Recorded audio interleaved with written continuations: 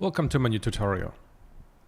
Today we're going to talk about lighting and also a little bit about design, as we're going to try to do a sci-fi futuristic kind of corridor that we either want to set maybe in a spaceship, space station, or I don't know, somewhere underground.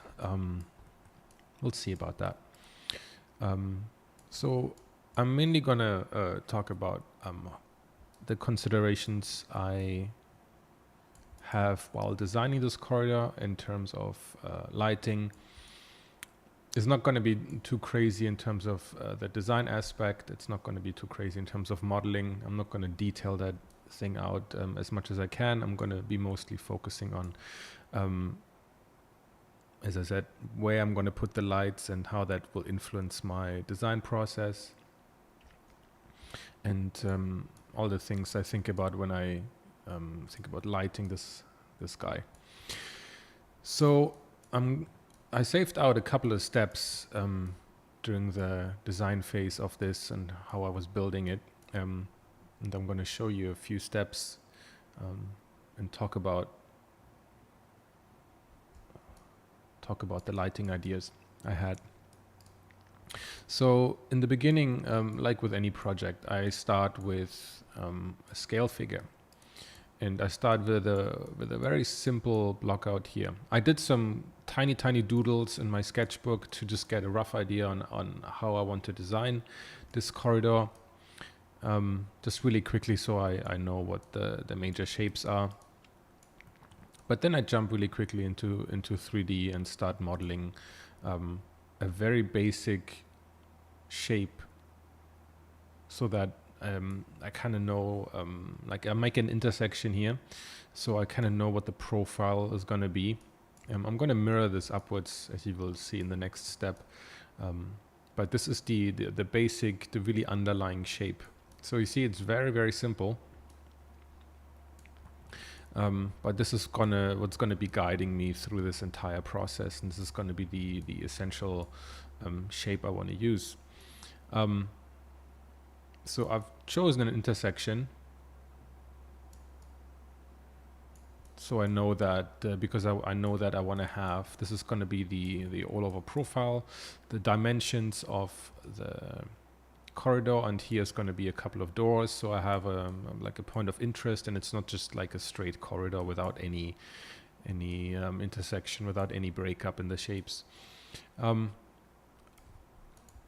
I made a couple of edge loops here to give me some geometry to play with, and also to inform my design decisions. So I know that here in this loop here, there's going to be the door.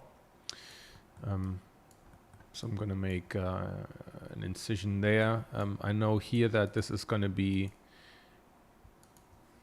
the main area, the main walkway area, where I'm just probably going to take this out and replace it with like some kind of repeating element, grades or whatever. There's going to be a couple of, so to speak, pivot points where I'm going to move this up or down, maybe to get a bit of unevenness into it. I'm going to cut these pieces. I'm going to probably cut these pieces off, these 4 pieces here, to separate them. And here's going to be, if I can select this, this is probably going to be like just a way to break up these larger panels, just to break up the larger shapes. In terms of lighting, I think what I'm always looking for is to not have lights directly directly stuck on the ceiling or on the side. I'm trying to see how I can have indirect lighting, how I can have hidden, concealed lights that I can maybe tuck into a crevice, that I can tuck into a gap somewhere here and there, and how I can create interesting lighting scenarios that will be becoming more apparent in in the next step. But of course, what's always guiding me when I design those lights is that I can find way to make it look cinematic, so that it's going to look cool in a frame, that it's going to be usable for a design, for a movie, for example. And the lighting has to also add to the readability of the all-over scene. Like, it has to make everything clear and readable, so that the object, the major forms, the character, whatever is my focus in that particular frame, is clearly readable, and the lighting needs to aid to that. It also needs to, it should be showing my design in a very good light. It should, so to speak, it should emphasize the geometry, should show it from, should make it clear how it looks, and how the geometry works, and it should emphasize the good parts of my design and hide the bad parts or the things that I couldn't finish. So the lighting has a lot of different tasks, and we'll see how in the next step how I'm gonna get a bit closer to it. So as I said, this is the absolute basic blockout that I usually start with. I don't want to do any fancy detailing yet. I just want to keep it as simple as I possibly can, and then we'll add the details and the nice finish later. So now I want to show you the next step. We still have the model from the first step, but I loaded in the second step, so you can see how this evolved into this. I didn't really change anything in terms of proportions, because that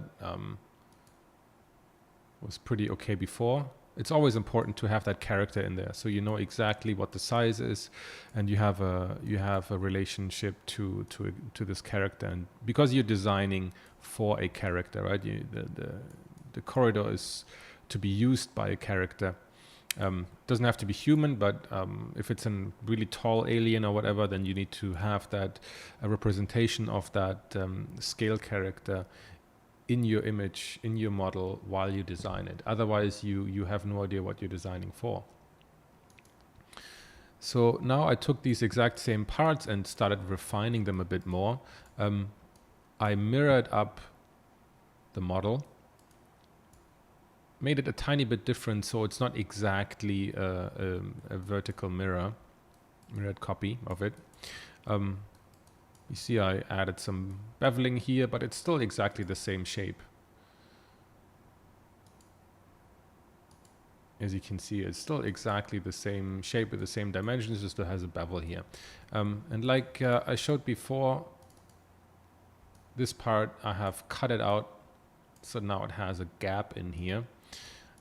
This kind of gap has, multiple purposes. So it should look like the entire corridor has actually been manufactured, right? So that's why we have to add panel breakup lines. Like this line here will be later used as a panel breakup line, and by giving these gaps, I can give more the idea that this is actually manufactured. They're like several parts which have been put together. And also this gap here gives me an opportunity to put lights in here, so that I can imagine that I have the light in here, and without actually seeing, like physically having the light right visible here, it's gonna have an effect. It's gonna have either a light glow, or it's gonna have like light really shining out of it. The same way I can have the lighting at the top, so I can choose to light the corridor from the bottom or the top. The bottom lighting is probably going to make it look a bit more eerie, a bit more suspenseful, whereas the lighting from the top is going to be more of a regular kind of lighting, like we're used to it. Also here I'm wondering if I can potentially add lights in here, or I can add some kind of different material, different color, to give to break up these all over shapes, because I think most of it will have a similar material, the floor, the sides, and maybe I can add something in here that can either give me more lighting choices or some kind of signage or some kind of color coding to guide the way, some kind of functionality. Because in the design of this corridor, there should be some functionality, some indication of what this is for, and what it's supposed to do. I mean, a corridor is there to kind of connect rooms to each other. So if you can give some sort of indication that this corridor acts like as a wayfinding to point like, okay, go here, some signage at the doors or whatever, we can think about all these things, or we should think about all these things. So here is here's going to be the door. So I made this kind of cutout here, so I know where the door goes, and also the door is going to be some kind of like a vertical or horizontally sliding door. So the door needs to go somewhere. The door just doesn't magically disappear, because it's going to be a mechanical door, not some kind of force field that can just vanish. So I need this partially as a way to like imagine where the door is going, or even have a visible gap where the door can slide into. There's nothing worse than when you have a sliding door and then there's like no obvious space where the door can go, which makes it really unbelievable. So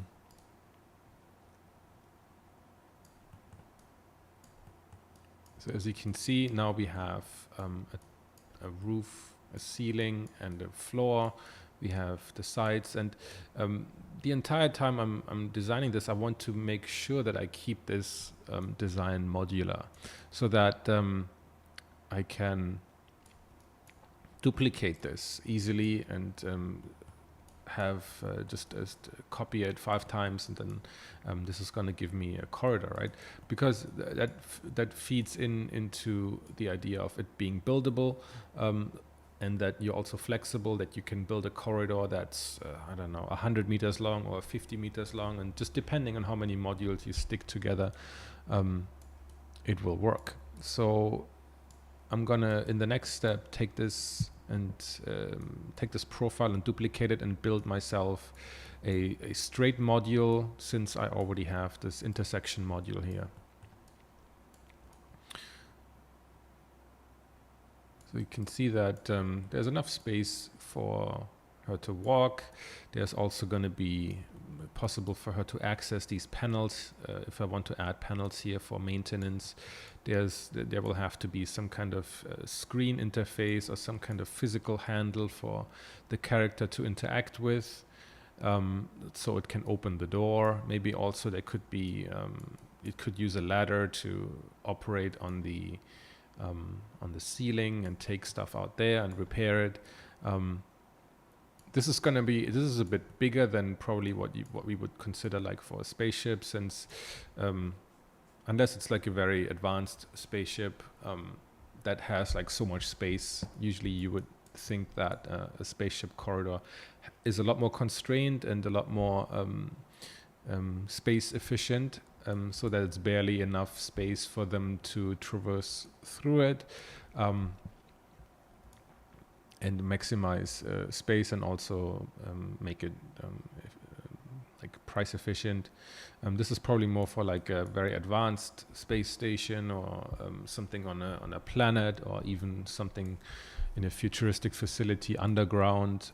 Whatever you want it to be, we're going to see later when we apply the materials that we can push it, that we, through material description and lighting, we can push our design either way. As we're not going to put so much detail into it that we're going to be too focused on one kind of use for this corridor. It's going to be very generic corridor, since we're going to be focusing more on lighting. So you see, in the early stages, I already make sure that I have all these available areas where I can put my lights on, either here, or top, bottom, or on the sides. It's going to be a mix of indirect concealed lighting. It's going to be a mix of like having like little lights here and there on in certain areas, like on the door, or there's going to be the lights coming from the screens, or there's going to be like little lights. They're more going to be functioning like spotlights that are going to emphasize certain areas. So now we can move to the next step, as we have, as this is still pretty bare bones. So here we are now at the third step. As you can see, I'm going to be switching between the previous steps so you can really see the progress here. We started with this, we went to here, and now we're here. So there, again, the basic thing is still there. The basic shape has not changed. Now I'm just adding more detail, and as you can see, I've added my modular straight piece here, so that I can, and I already duplicated it twice, so this is going to be serving as my modular straight piece. You can also see here that I made this a little bit wider to allow for maybe some more light. It's going to be pretty, the gap is not very wide, so I made it a bit wider on top here so that, excuse me, that I actually have it shows a bit of a difference between the intersection module and the straight module, which can also give like a bit of a visual indication that this is going straight, and then once it makes this little bend here, that we're going into an intersection. And that the lighting will come maybe more out of here indirectly rather than from the top. So that's the change I made here. There's some extra pieces which I might consider. I'm not sure yet about it. So I also built the door module here. So you can see it fits into the gap here. If you can see how the gap informs the door design. I'm imagining this door, I didn't do anything too crazy, but it's probably going to be a part of it that will slide down. Like this part will like slide down, the other part will slide up.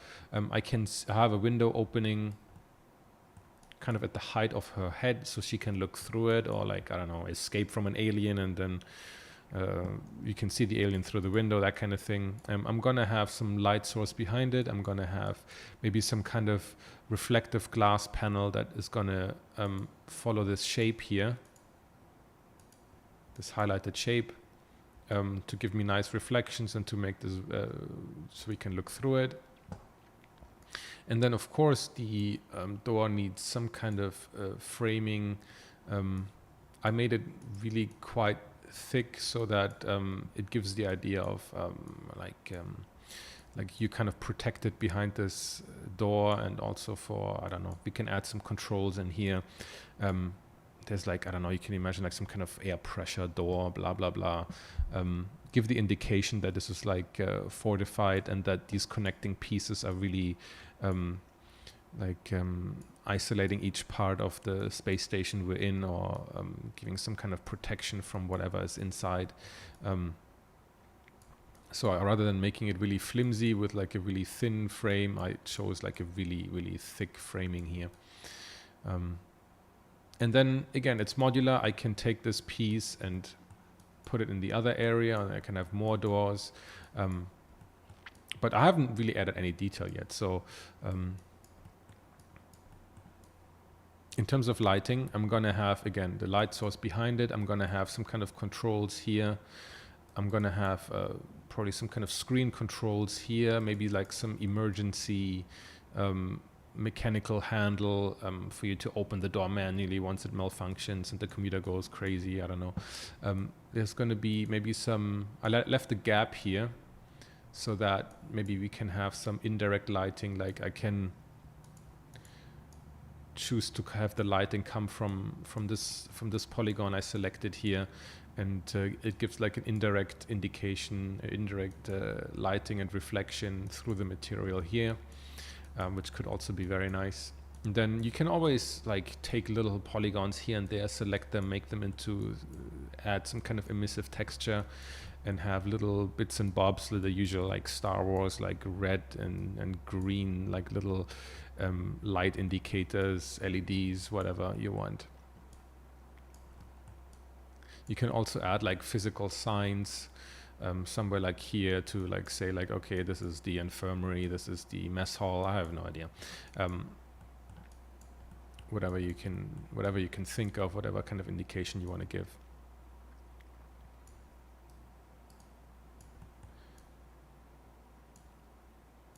These panels are experimentation to see if I can break up this shape. I probably want to have some kind of bracket, some kind of indicator that I can place at certain intervals to help push the depth of it and help people estimating the depth of it and the distance. Because if it's just like a plain surface, then it's not going to look very interesting, and it's going to be very hard to gauge the distance. But if you put like a certain element here, or like a bracket or something, and have that at certain intervals, then it's easier for the eye to have some kind of anchor, some kind of to increase the depth perception. Other than that, I didn't really add much else for this step. Just to clarify, it's just here to clarify my ideas, to see if this makes actual sense, to have these panels here repeating in depth, and if that works. Yeah, okay. So in the next step, I'm going to add, I'm going to do a bit of kit bashing, adding lots of elements, because I think I'm okay with the corridor as is, and I'm ready to take the next step. So here now I did a lot of different things, and I want to go through them one by one. If you go back to the previous one, so again, the structure has not changed at all. I just added little details, little clarifications, breakups, bit of kit bashing, because the all-over shape works well for my purposes. And so I'm confident that now it really can't be ruined through the details, because the all-over shape, the all-over dimensions, proportions, they work really well together. So I can now go on to the modeling. Before you have something established that you think is working well in terms of proportions and design, you shouldn't move on to the next stage. If you're not sure about this, and if you think like, okay, I need to improve the all-over design language, the all-over proportions, then you should not move past this stage. But if you're okay, then we can move on and spend some time finding the right pieces, and getting more into the details of it. So we can just take a quick look at the door. I just added like I said before, the glass panel that's going to be in here. So you see behind is that one. I need to make a polygon. I'm just going to assign a glass material later. I added some kit bashing pieces, which has some door handles on it, or whatever looks like door handles. I want to keep most of it pretty clean. I don't want to add too much detail, as again, this is not really like a thing about modeling or that much about design, at least not that kind of design. But I want to have a nice mix between high frequency detail and this kind of paneling. I'm going to do a lot of stuff through materials and lighting, so I want to make sure that it's not too busy, or it should only be busy in certain areas that we can highlight. And I also don't want to give too much identity to this corridor, because I want to keep it pretty open for the purpose of this video. So I'm nevertheless adding some kind of like panels here to indicate that, I don't know, this could be open, this could be maintained. I'm also adding panels here on the ceiling, as you can see. So I added this paneling here. Maybe I'm going to cut this out and add some kind of ventilation system, some kind of grates where, I don't know, the alien can come out and grab you. It gives opportunities for story moments. It also shows, it basically shows the inner workings of that there is like another layer behind it, which I think is a very important aspect. So that, like, of course, like when you actually move beyond this, there's nothing here, right? It's just all empty. But you need to give the indication, you need to give the idea that there's an entire spaceship around it, right? And we kind of have to give that idea, we have to give that indication without actually modeling the entire ship, right? So you have to show that there is something behind. You have to give the idea that, okay, like there's some kind of ventilation system, you go inside and then you can crawl up to a different space, right? That's going to be very, very important to basically give it depth. You can also very nicely, like let's, for example, look at the flooring here. So again, it's a kit bash part that I duplicated multiple times to give me like all these like nice little manufacturing details. You can get these parts on the internet. I highly recommend you getting a few. These high frequency things are often time consuming to model. So if you can take some generic parts and then duplicate them and build out these kind of things, then that can save you so much time. And also because they're kind of like, you see a hollow inside, you can easily add light sources down here. Like if I make part of this, emissive with the texture, the light is going to come through these grates. It's going to be very cool if it goes off in the distance. So it gives me, again, opportunities to, on the one hand, add more concealed lighting for points of interest. It can give me opportunities to show again the depth of this, that there's something behind, that there's a whole spaceship, a whole space station beyond this, right? And not that the corridor just don't exist by itself, which is very important. So it's going to be tricky to not just repeat this by itself. So that's why I took this one piece, mirrored it again, so I have this bigger piece here. I have breakups of these panels that I made myself, nothing fancy, just something to give a breakup. So because if I would just take this one panel and repeat it again and again and again, it's going to look really bad. It's going to look really repetitive and stupid. Just like if you have like a bad repeating texture, it's going to look too obvious, and I would have to spend too much time later on fixing that in Photoshop, which I want to avoid. So that's about here, the kit bashing on the floor, which is very important. Another thing, let's stay on the floor for now, and then we'll move up to the ceiling and the walls. Here, again, I added this panel breakup here. You see, I just really basic extrude and cut a line in here. I want to give the indication that these are individual panels. I can achieve some of that through textures, but I can easily enough make also a breakup like that. Here, where these where the intersection module meets the straight module, I added.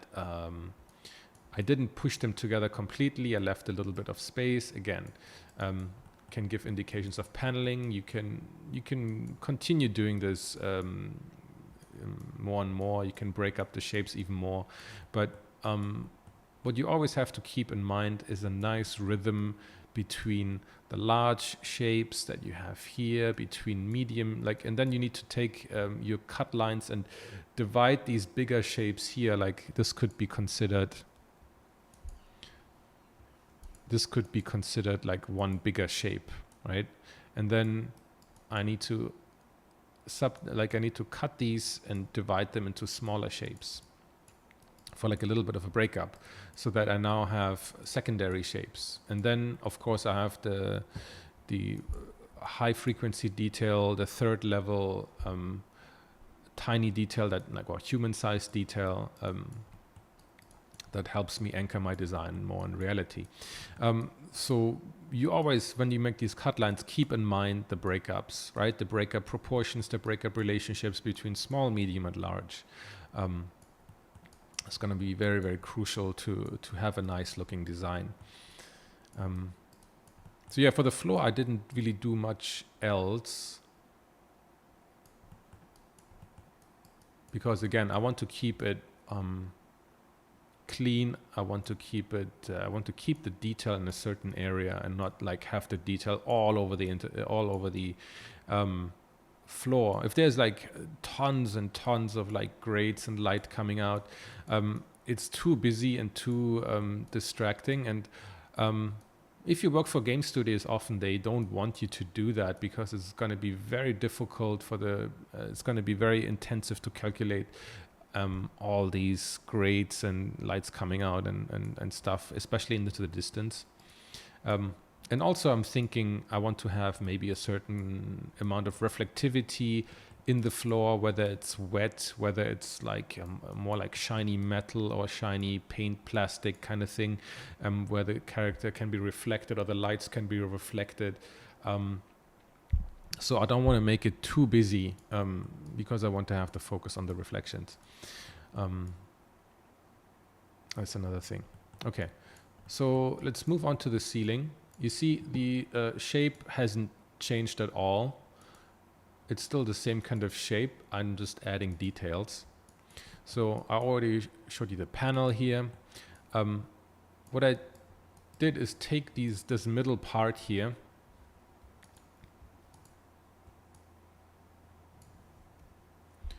I took this middle part and raised it slightly, so that at these 2 points I have a bit of a slope, so it's not all so damn straight. So I have a bit of a slope here. This again helps me break up the shapes up here. Maybe I'll even give it a different material, so that maybe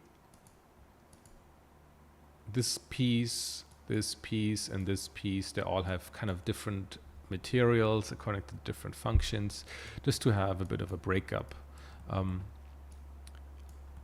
I also cut this part out here so that I have more panel lines. It kind of mirrors the one on the floor, but slightly different. It emphasizes this curve here, so that we say we're going on to this straight piece here. But furthermore, I cut out these pieces here and these. So the idea behind those is, first of all, visual. These lines here go pretty straight.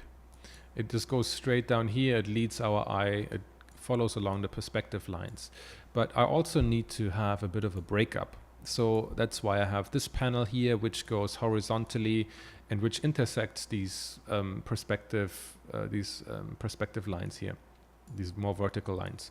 So the same way I have this piece here, which is actually a cutout. What this will allow me to do is have, depending on how high or how, if I move this out or if I move this in, I'm gonna have again a visual kind of breakup here, because it's gonna be darker here. It's gonna not be reflective. I'm gonna put a different material here. It's gonna intersect these lines, and going further into the distance is gonna always give me like a different level, another level to my rhythm. So that's why I put that here. What it also will allow me to do is, again, give the idea that there's something behind it. I can emphasize thickness of the ceiling. I can add little details, machinery. I can detail this out a lot further if I want to. I can also add additional concealed lighting. I can, for example, like select these guys and add like little red lights, or I can actually select this concealed lighting and make it in a different color, green or whatever, and then it will kind of bleed out this concealed color here. So again, these kind of objects are not placed randomly for just pure cosmetic purposes. They have very technical considerations behind them. And of course, you have to make sure that the shape is just overall nice, right? In order to cut this out, just make it like a simple Boolean, nothing fancy. So that's why this shape is exactly like that, and this is the kind of opportunities it gives me. I also have these little pieces here to kind of, again, have multiple functions. They're going to be there to kind of serve as a visual connecting piece between the different straight modules, or the straight module and the intersection, kind of like, I don't know, as some kind of, connecting piece, clamp, whatever. But when I was cutting it out, and I thought, hey, that would be interesting to maybe like have these stick out a little bit, which again gives it like a bit of a visual breakup. And again, I can multiply these into the distance to have depth markers. But I also thought that while I was doing these, that maybe there can be like a little bit of a light here, like just a tiny light, and then maybe usually it's green, and then once there's like an emergency, once there like the alarm is going off, these guys actually like come out, and then there's going to be like a really strong red color, and I don't know, they're gonna like flash or whatever, if you want to think in terms of animation. So it's kind of like a visual change, a visual transformation in terms of like a mechanical and also a lighting change that can indicate that, I don't know, the ship is crashing or the station is under attack or whatever, emergency lighting. So I thought that would be really cool if these like come out and then lights come on, and the red light, or the regular lights turn off, everything becomes red, the alarm is going off, the sound, the siren. So that would be pretty cool. I'll get to the door in a moment. So I also built, like I said before, brackets. So this is, again, multiple reasons behind building brackets, right? So for once, it's, again, I can multiply these into the distance. It gives me depth markers, right? I can demarcate certain areas also. So this, if I multiply this, gonna give me a nice depth indication. It also can demarcate special areas. So I can say like, okay, once you pass this, you enter like an airlock area. I don't know. Or I can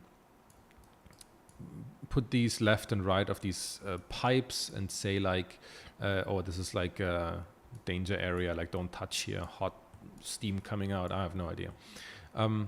It also gives me a chance to, again, break up these bigger shapes. It gives me a chance to break up the materials as well. I can imagine that, like, let's say this part here,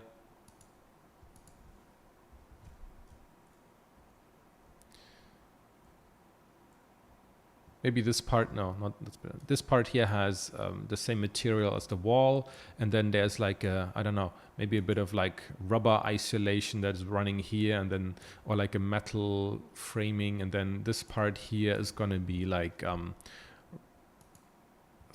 this part here is gonna be like, I don't know, some kind of plastic, some kind of rubber that can contract or expand if the different pieces of the station are moving, or expanding through heat, or contracting through coldness.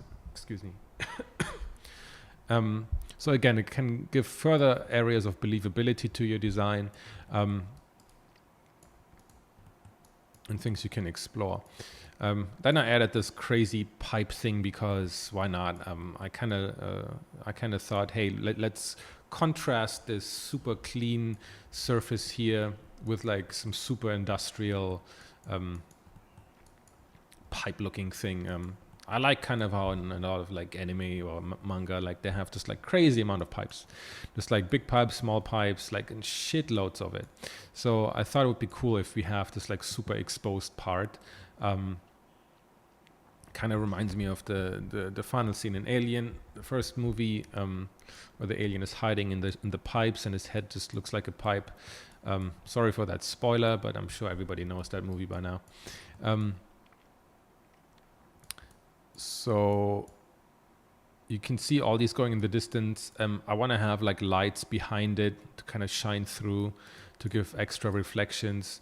And again, it's going to give me like a breakup of like the panels here, and have some crazy industrial looking thing that I think could be a cool contrast. So you can see like some of the pipes are sticking out, even if I look at it like in this profile view.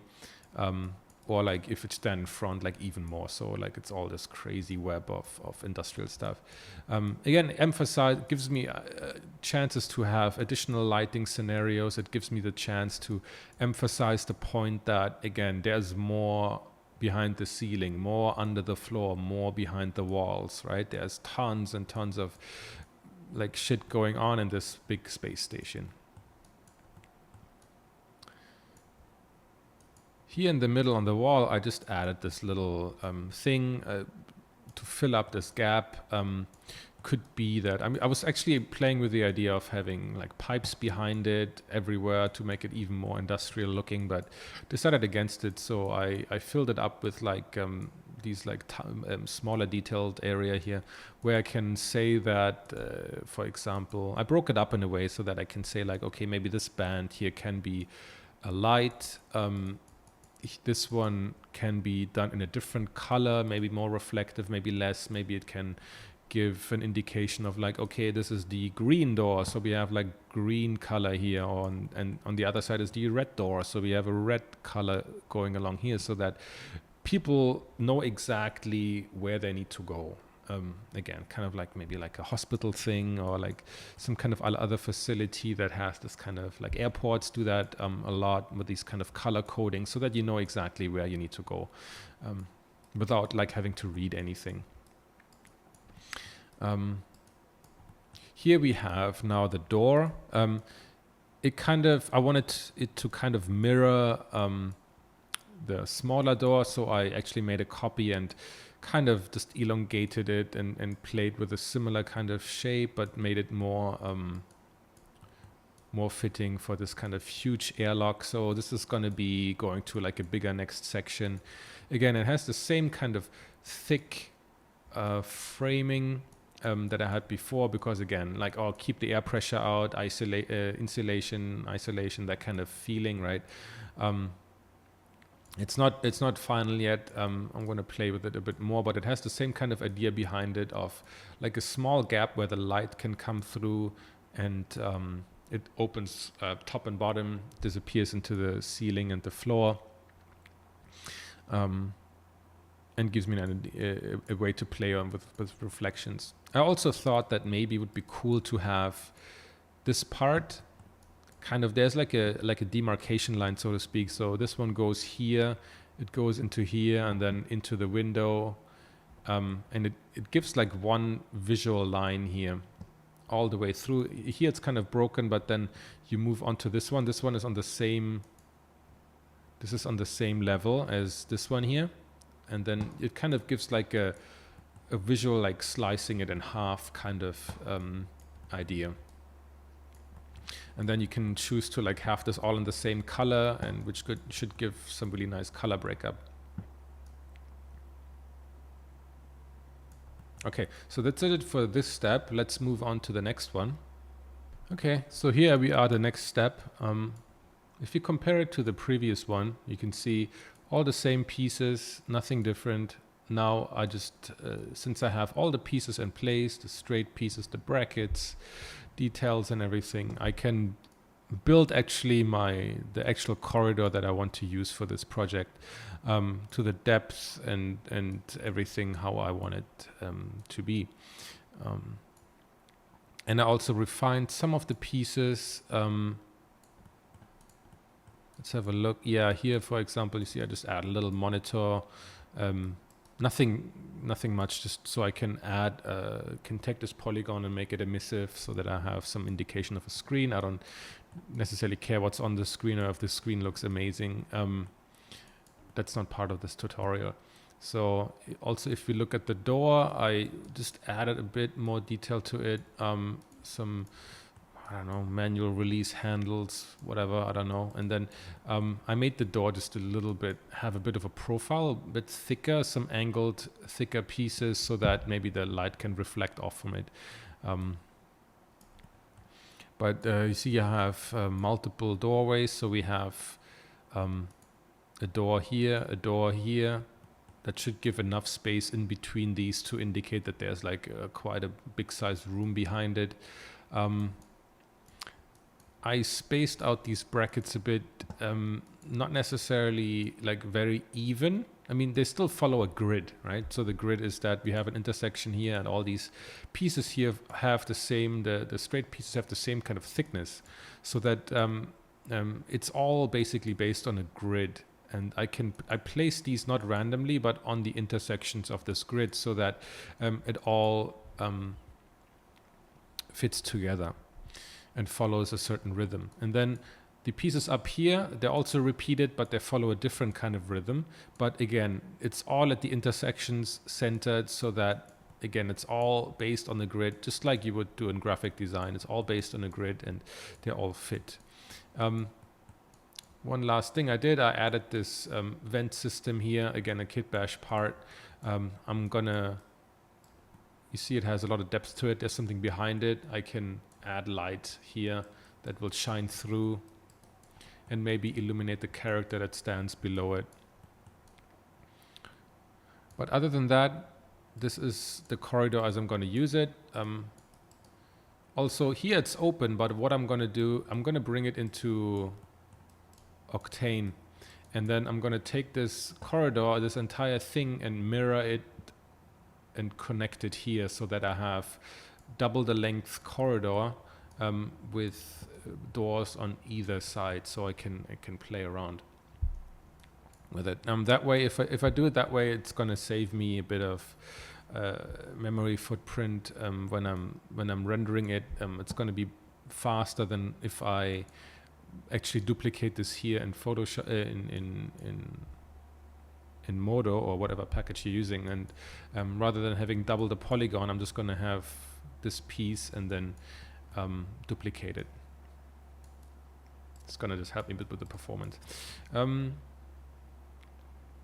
As you can see, so this is what I chose in terms of the size.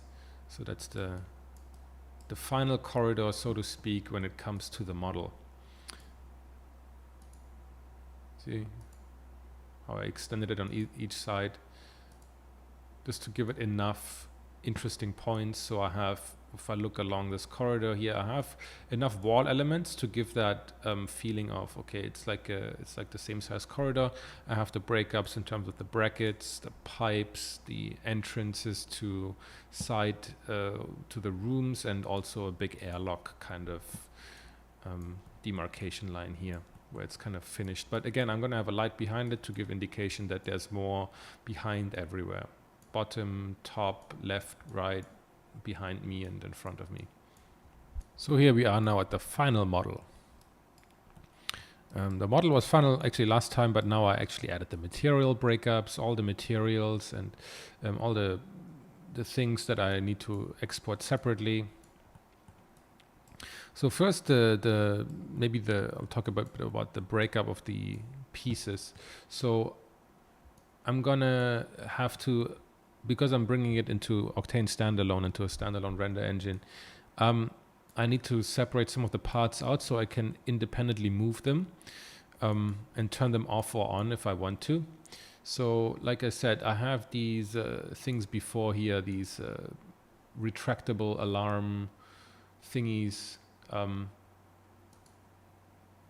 which are here. So I need to export them separately. So I'll hide them while I don't need them,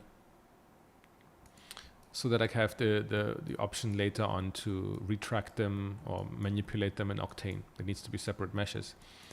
On the other hand, I have these guys here. These are massive lights that I want to use for an alternate lighting solution. So I'm thinking of how I can light this in several different ways.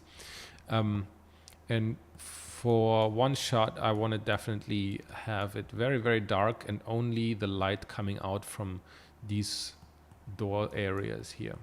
And for that, I'll just add like a simple sphere here. I have a sphere in every door. And I'm going to light them up, which is going to give me a very interesting lighting scenario. But I need to have them separately because I don't want to have them for every lighting scenario. And I want to be able to turn them off and on. So I'll hide them for now. I had that lady model before. I don't know if I necessarily want to use her. I think maybe something more fitting. So I dropped in like some kind of space dude that I did for a different project.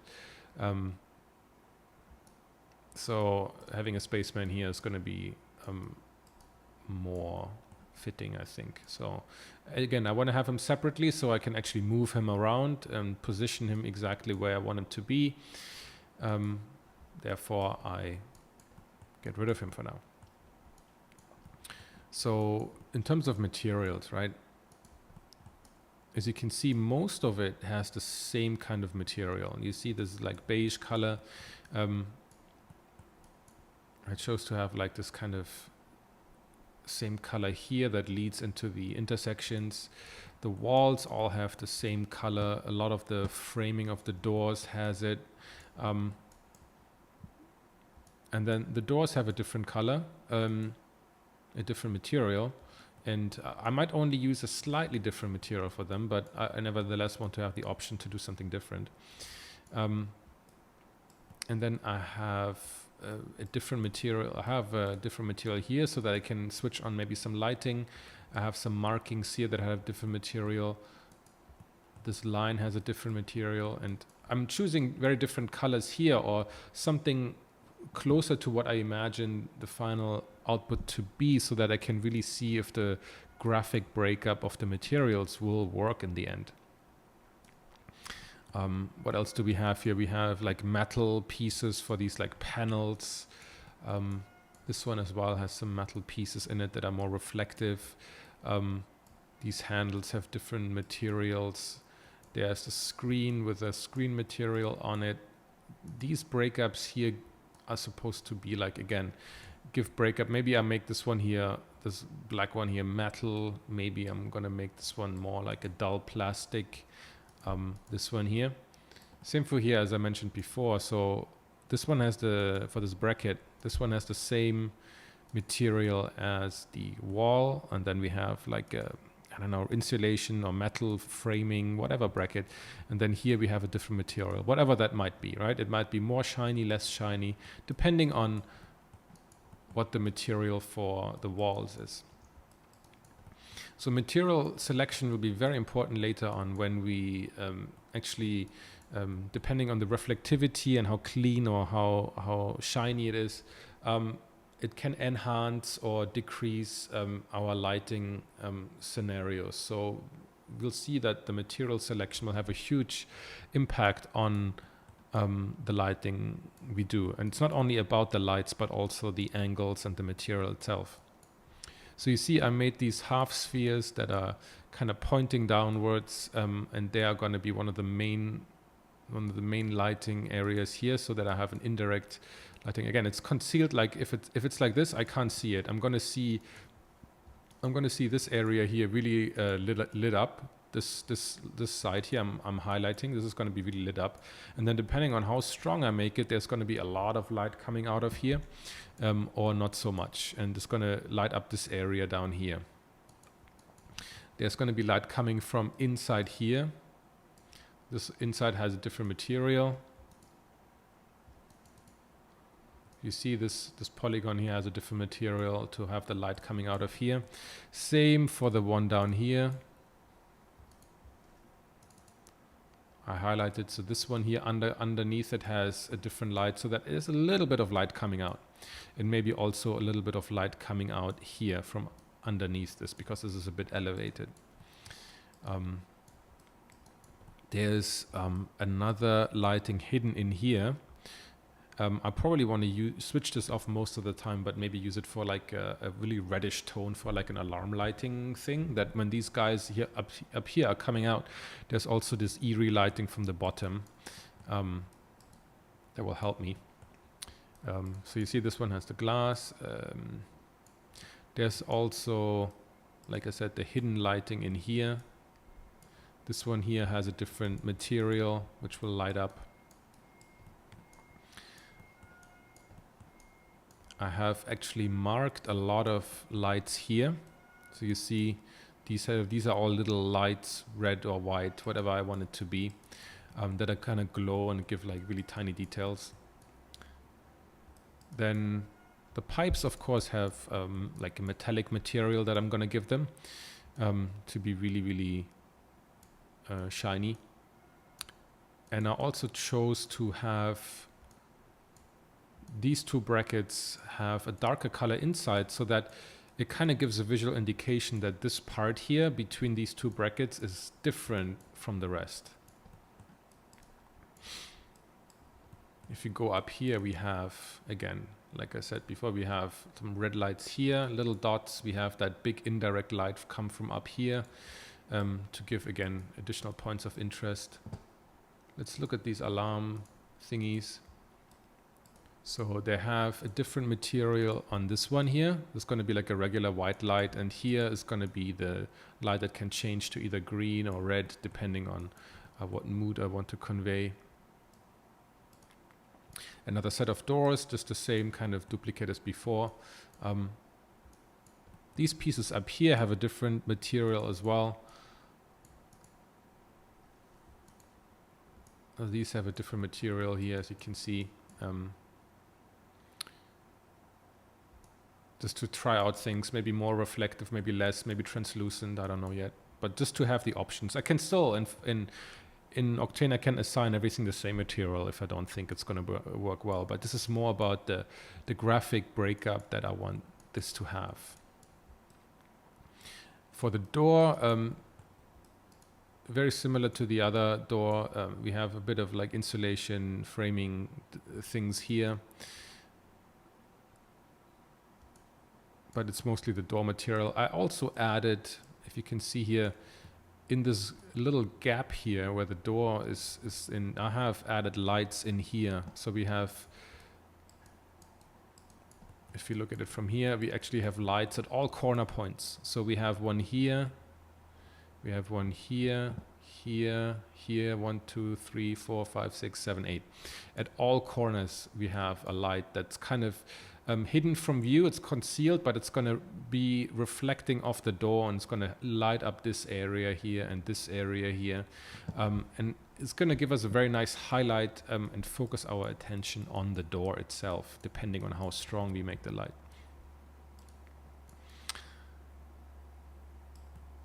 So that is pretty much all I have to say about the light. No, there's actually one more. You see, I added these cubes outside here that all have an emissive material on the side facing the doors. So behind all 4 doors, behind the big airlock, and behind also the pipes is a light that's going to shine in from the outside, and I can turn that on or off. I can give it different colors. And again, it's going to highlight it's going to first of all give me nice lighting scenarios, and it's going to give me again emphasize that idea that there's more than this corridor outside of this ship, of this corridor. There's more, like there's whatever outside, right? So it fits in within a larger story, within a larger building.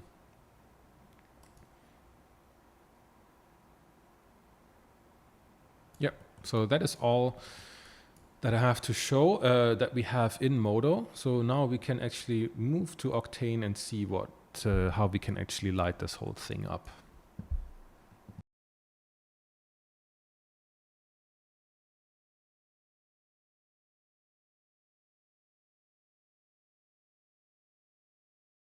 Okay, so here we are in Octane. See, it might look a bit confusing, but it's not confusing at all. So just break down the several parts here. So here we have our render targets. I'll make one render target for each different camera angle. You can do that multiple different ways. You can also just pop out the camera setting and add a new camera for every target.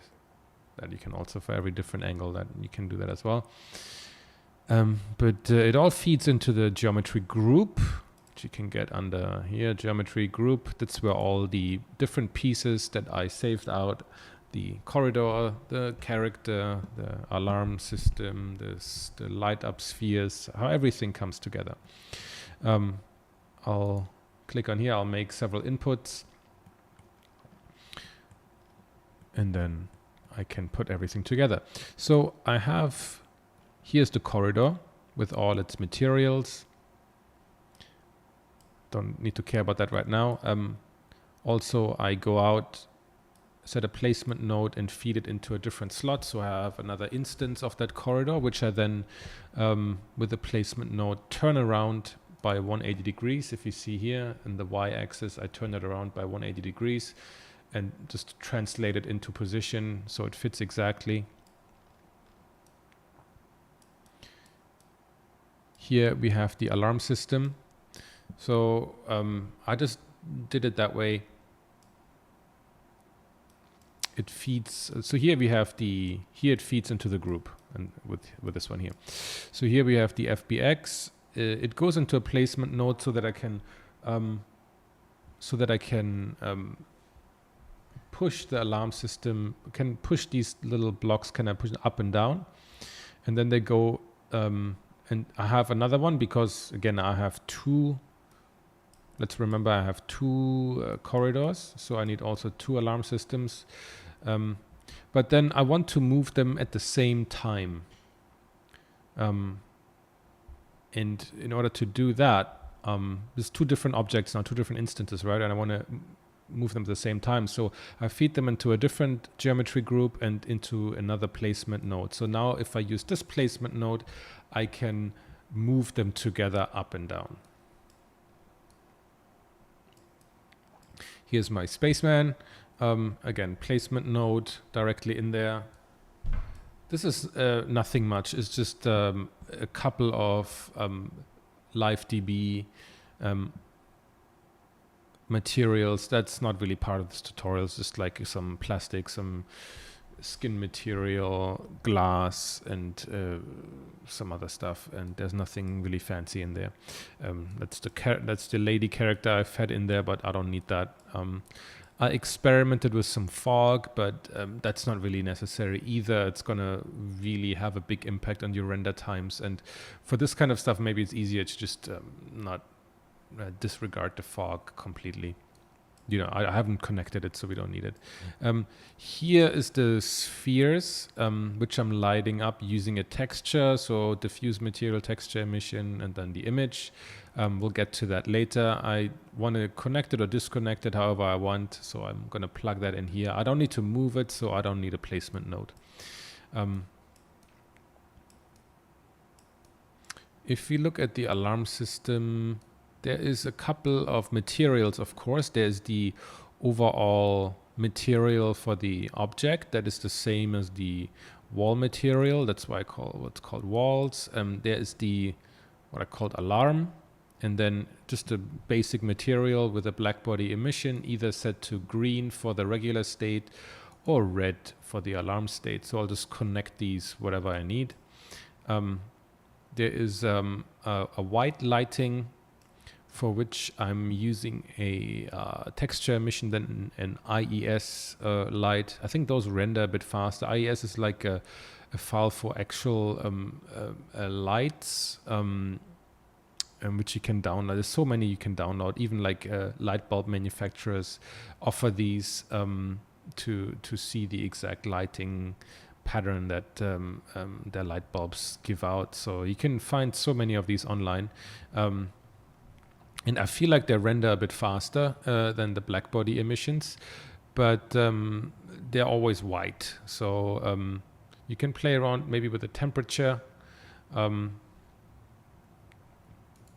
for these. Oh no, sorry, the texture emission does not have a temperature indicator. Here with the black body emission, you can ramp up the temperature and make it warmer or cooler. But I feel like these ones, they're a bit faster. So usually for white lights, I use these kind of guys. So that one feeds into the white light indicator slot, and same as over here in the corridor.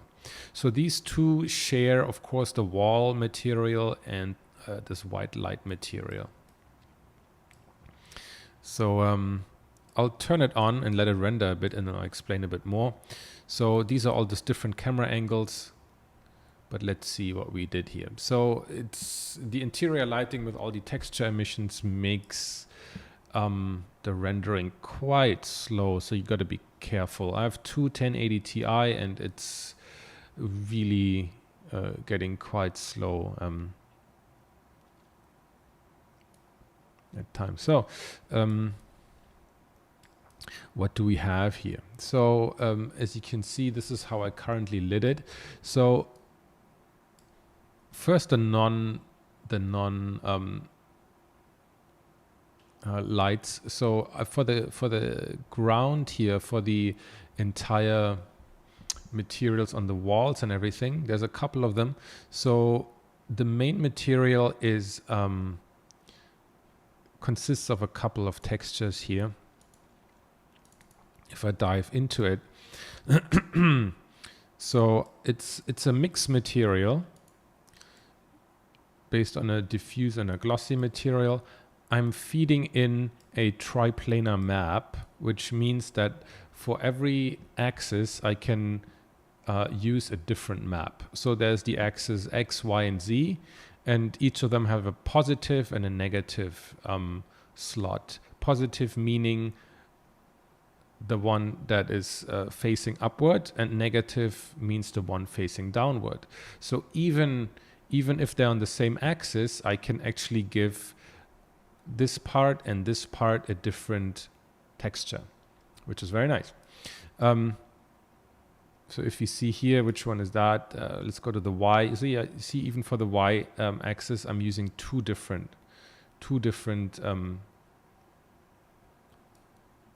materials. So this one slots into the diffuse material diffuse channel. I use box mapping for everything. There's no UVs or anything. So left and right,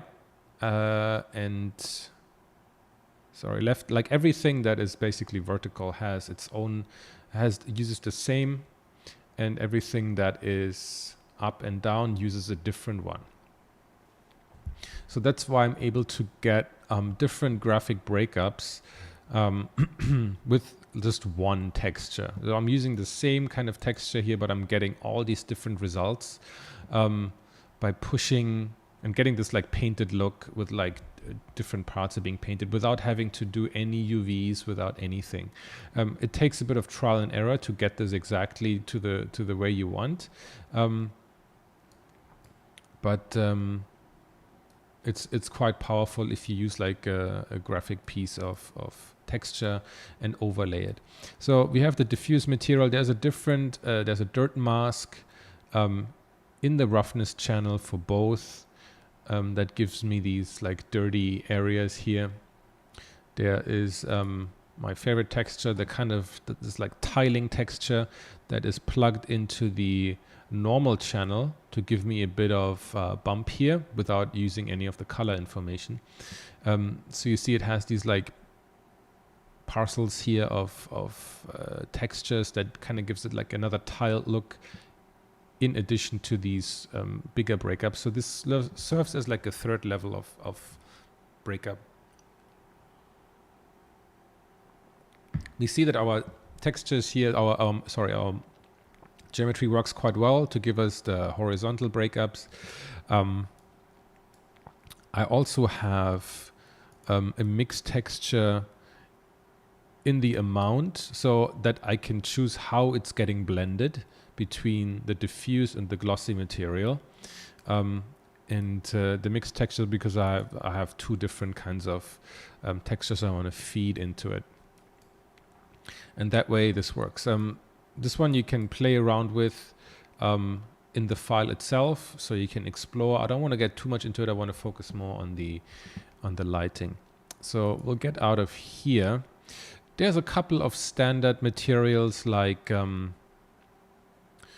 darker parts, these kind of parts here. They have just like a drag and drop, like metal, some plastic, lighter plastic, darker plastic, old plastic. So this one here, this red one, is like a translucent plastic material, just drag and drop from the LiveDB, which is really quite interesting and gives it another, it gives it more interest points. And then up here, I just have lots and lots of emissions in terms of the lighting. So we have the green lighting up here, which feeds into the alarm system. We have, that's why we have so many different lights, so we can control everything individually. We have like a regular light that's for the outside. We have the cool lighting, which I called cool, but it's coming from above here. We can control that. We have the glass here, is drag and drop. We have the screens, which are up here. Again, it's just a black body emission, nothing fancy. I'm plugging the same kind of, by the way, I'm plugging the same kind of texture into the texture emission everywhere. It's nothing different. There's the lines here on the side, which really brighten up the room a lot. What else do we have here? We have just like some markings, which in the end you didn't really end up seeing, so it doesn't matter. So this all constitutes our lighting setup for here. You see like the lights coming up from down here, lights up our character because I placed him directly under it. Let me try to move it a bit. It takes a lot of time to resolve because it's quite slow, so please bear with me. But so you can see a bit more of what's going on here.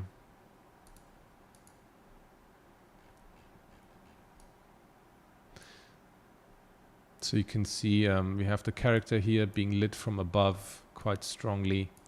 You can see our light sources up here.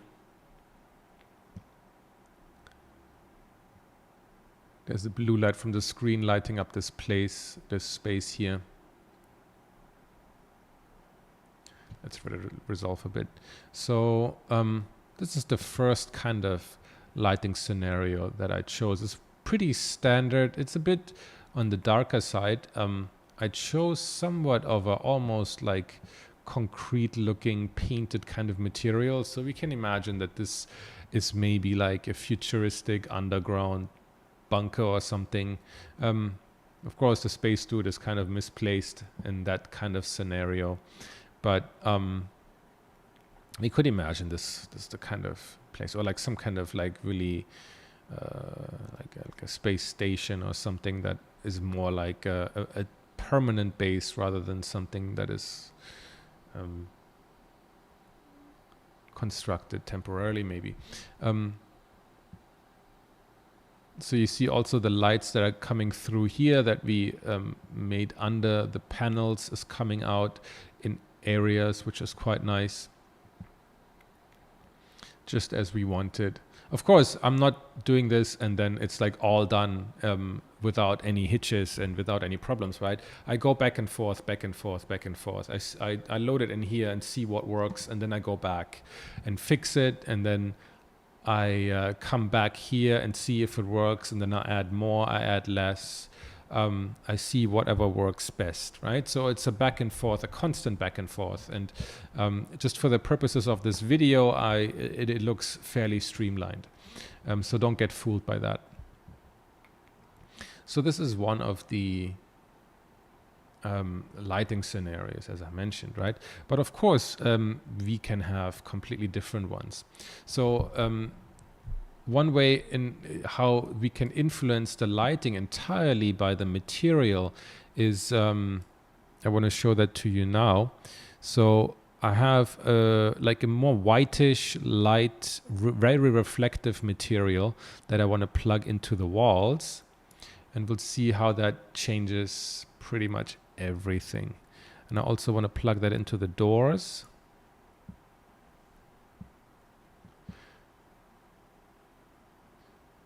And now really without changing anything else, without changing anything in the lights at all, we're able to get this like super reflective, very clean look. And it's contributed by the fact that we have a lot of reflections, a lot of lights that are bouncing everywhere, and it gives us a feel that this corridor is a lot bigger than it actually is. So you can see how the just purely by selecting a different material, the room, the character of this is a lot different. Oh, by the way, and in case you're interested in the camera settings, so I set it to 20 millimeter camera. It's a very confined space, and so in order to show a lot, I wanted to make it really wide angle. The f-stop I just set something ridiculously high, so I don't have any depth of field in most of the shots, so everything is sharp. What I did is that I added a lot of distortion for the camera to get kind of like a borderline fisheye effect. It feels a bit more natural than the super straight view without.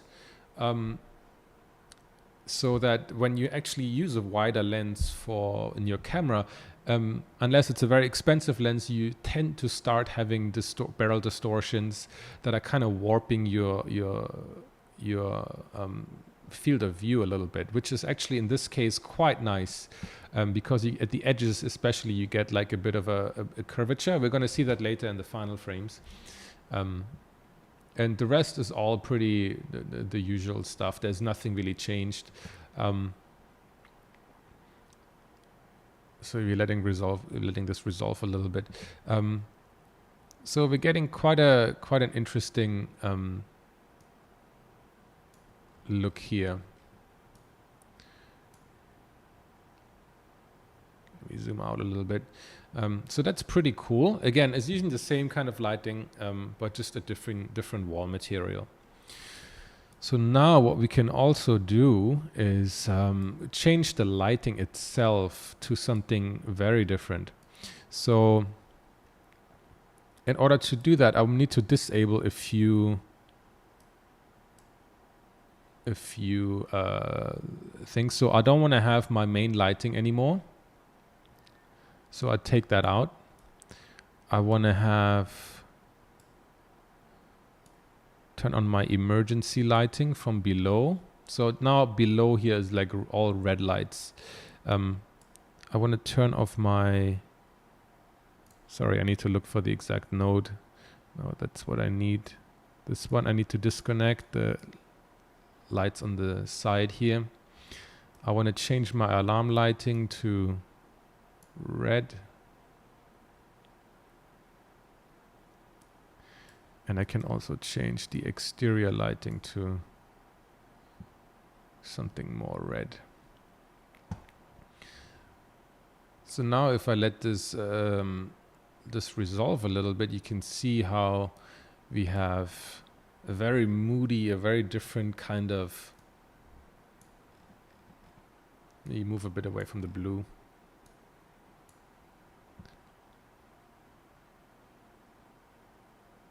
Let's let it resolve a little bit. So now we have a very different kind of feeling to it. So if I want to move my emergency lighting out a bit, I can do that. You can see how it's coming out. So we can simulate that idea.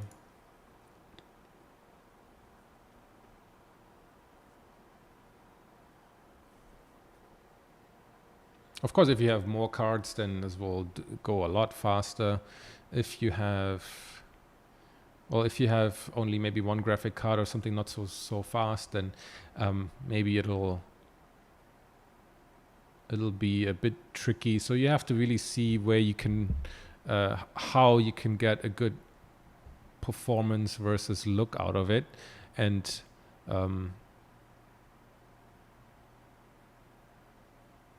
or you can also choose to do it in something like Eevee, which will probably work a little bit better, a little bit faster.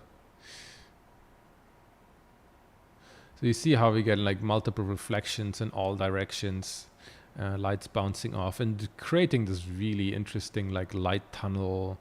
And this is where it's like with all these reflections, it's helpful if the design is not too it's not too noisy everywhere, for it to really play the lighting game here really well. You see even the screen is being reflected in so many angles.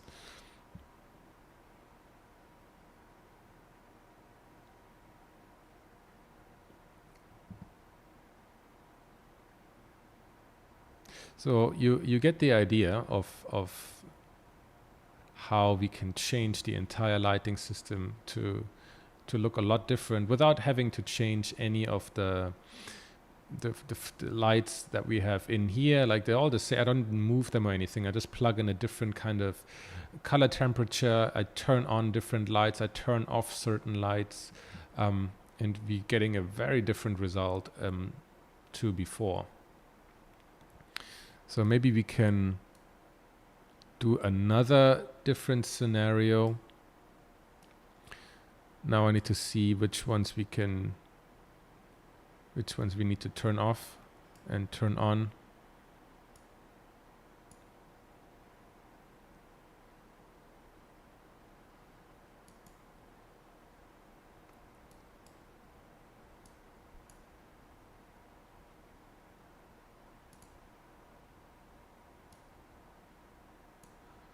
Move these in a little bit. So now we have like a very dark kind of feel to it. Maybe I'll turn also this one off. I want to have it very dark and very moody. So now that's where I'm going to plug in the extra sphere I made, so that I actually have the main lighting coming out from the two sides. And let's get some of the pipes in the frame. And I want to have everything pretty dark, but only the light coming from the side. So that's again a very different lighting scenario.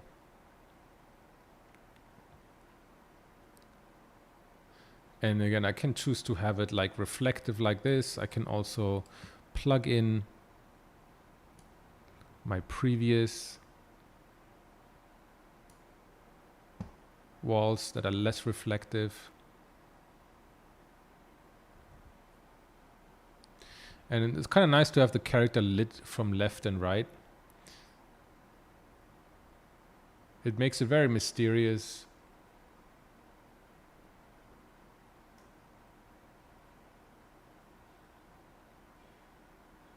And quite moody. So again, a very different lighting scenario that we can purely achieve by changing the values and doing a little bit of planning beforehand to exactly where we're going to put our lights and what kind of options we can explore.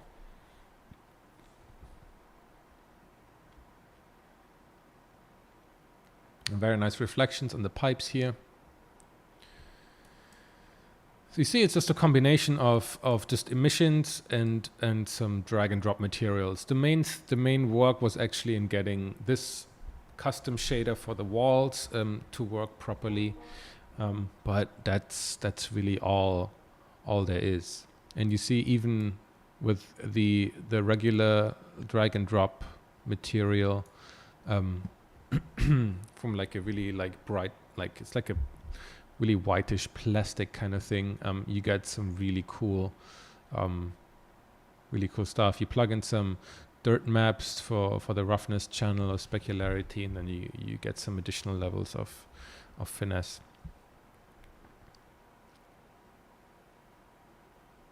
So this is what we have done now in Octane. So now I want to bring some of these things in Photoshop and show you how we can use some of the different passes to our advantage to enhance these shots. So as usual, I have the reflection pass, the Z depth pass, and the material ID to quickly cut things out, to play with the depth, to play with reflections, to enhance certain areas. So let's stop this for now.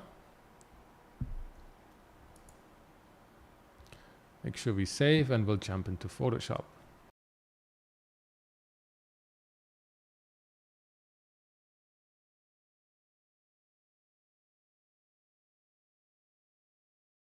Now let's break down the images I did in the final. So I did 4 different lighting scenarios for this shot, and I kind of switched up between a few different lighting scenarios for the other shots. So this one serves kind of as the master. So you see, let it resolve. It's still a bit grainy because it really takes long to render out. But I think I have a good amount of detail. Interesting secondary stuff through textures. So how I composited this together is fairly simple. There's not much going on here. So this is kind of the standard image I got out of the render. It's quite dark. Then here I have the reflection pass. Let's see how it looks. I have a mask in here and it's on screen. So if it's normal, this is the reflection pass, right? I set that to screen to only get the highlights. And of course, now the highlights are applied everywhere to the same degree, which I don't want, right? So I actually add a mask, invert it, and then reveal only the parts that I really want to have lit up. In this case, as you can see, only the middle part, right? That is where my focal point is. This is where I want to have most of my attention. Actually, if you here see in the background, you can see how I use the lights in the back to highlight the door, right? So in case you want to show the door itself in the design, you can do that. And it's nicely lit up, in an interesting way. So I also have the guy cut out with my material pass, so I can select him quickly and lighten him up a bit. Then I have the Z depth pass, which I set on a soft light and with 30%. If you want to see how that looks like normally, this is how it looks like, right? So you need to play a bit with the Z depth slider to get exactly this value distribution, right? I set it to soft light and to 30%, so you can see that it pushes the stuff in the back further away and makes the foreground stuff darker. Now, this one I added on a lighten mode. So normal, it looks like this, 30%. But if I set it on lighten, you can actually kind of get like fog in there, distance fog. And then you can color that with color balance or whatever you want, and you can get a different kind of fog you can get. And then I added just some textures, like a little bit of like fog in the background. I added like a screen layer to add maybe like a different kind of, like maybe a bit more bluish tone in the back. And then these two I don't really need. You can add more fog if you want, depending on how foggy you want it. I have here just some color lookup table, like some adjustment layers, some vibrance I added to it, and some levels to get it exactly. It will look a bit flat, so I want to add some levels. I didn't do much processing here. So if you look at now the different lighting scenario, so this is the one I rendered out with like the white plastic material. I did something fairly similar.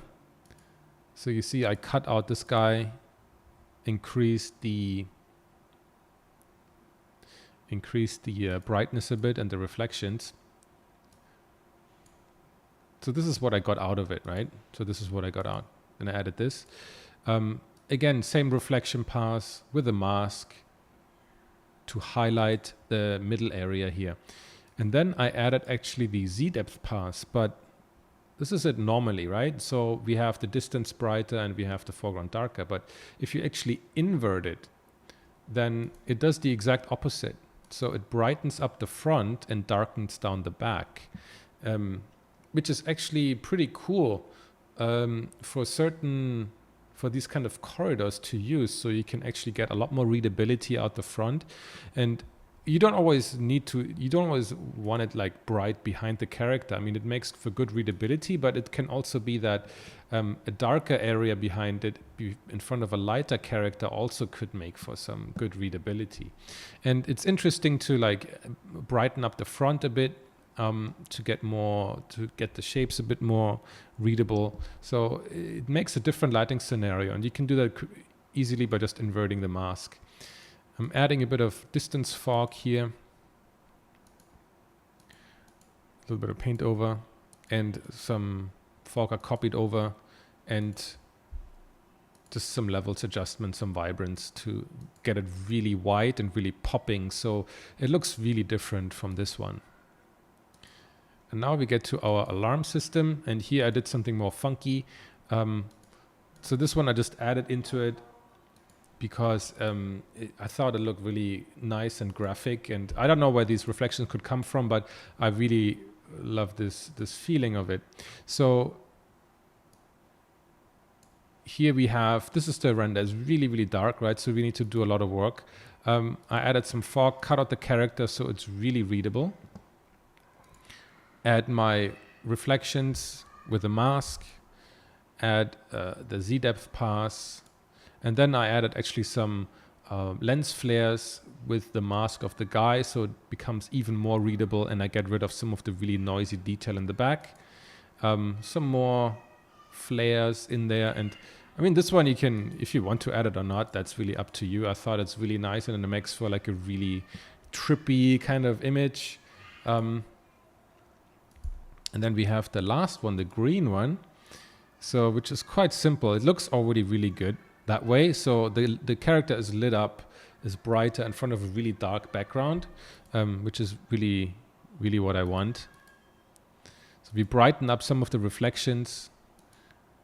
We darken down a bit of the surrounding. A tiny bit of detail in the back, not to be too distracting. Darken down. This is just for like you see how it pushes the depth a little bit only. It's not really necessary, but I thought it looked nicer. And there's some like nice reflections that come up here, like because we have a really perpendicular reflective material here that can bounce off the lights.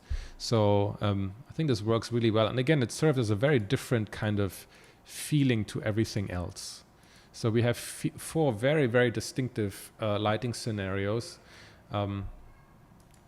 which are pretty cool. So I did a couple more. So you see like another green version, and I added like some like smoke coming out of here, just because smoke is always cool. Trying to find some nice angles, and of course in a corridor you don't have too many different options in terms of like lighting camera angles, but I try to find some interesting ones so we can go through some of them. They're all very similar in setup, so you can see how I did a couple of different versions for all of these.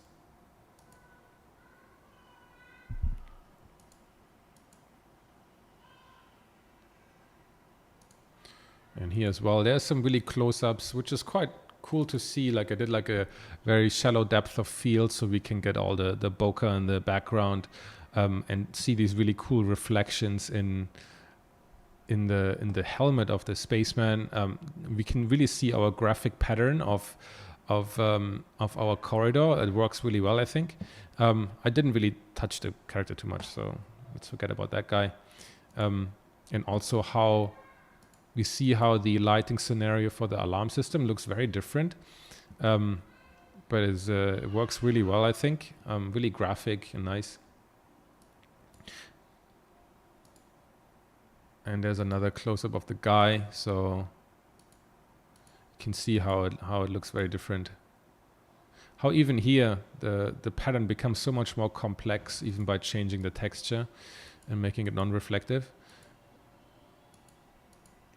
So we can convey quite a different mood here.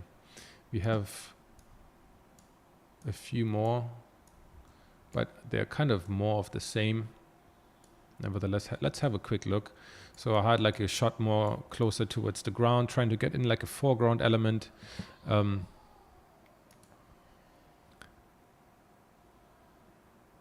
Add some steam here coming from the sides. But of course, the sky is the limit for this one. You can choose a lot of different lighting scenarios, trying to get more like of a overview of how this can look. So yeah, that's it pretty much for this tutorial. I hope you have a lot of fun. I'm gonna include the files, the Octane files, the Photoshop files, the Modo files as much as I can do. Of course, I can't give you the models that I kit bashed, but nevertheless, I think it gives you a good building point to analyze, to play around, to make your own lighting scenarios, and hopefully it'll be very useful for your own future corridors or rooms that you want to design and light in 3D. So thank you so much for staying with me this long, and I'll see you guys next month.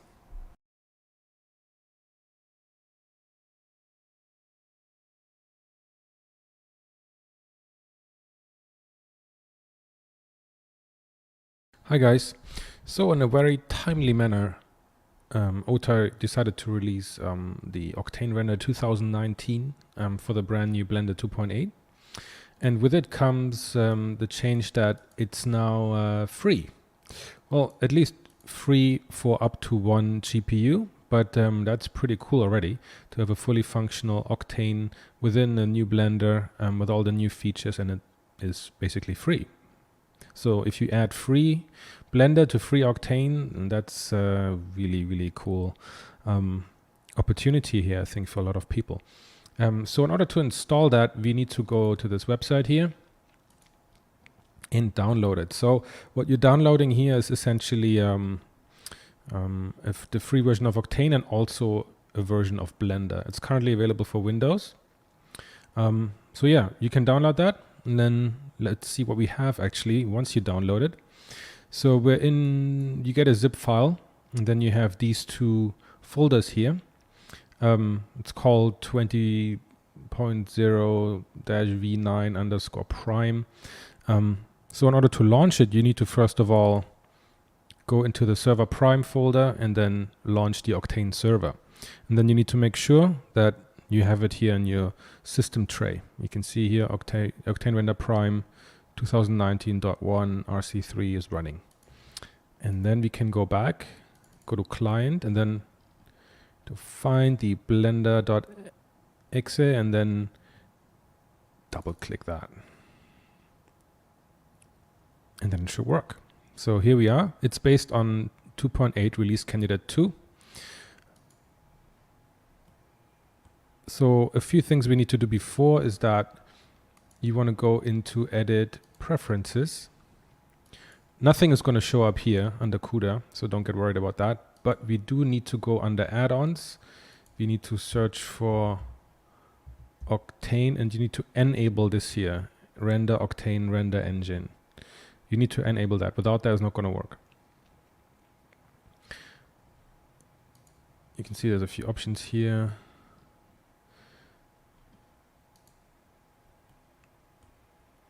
And then we need to go here in our render engine tab and select Octane.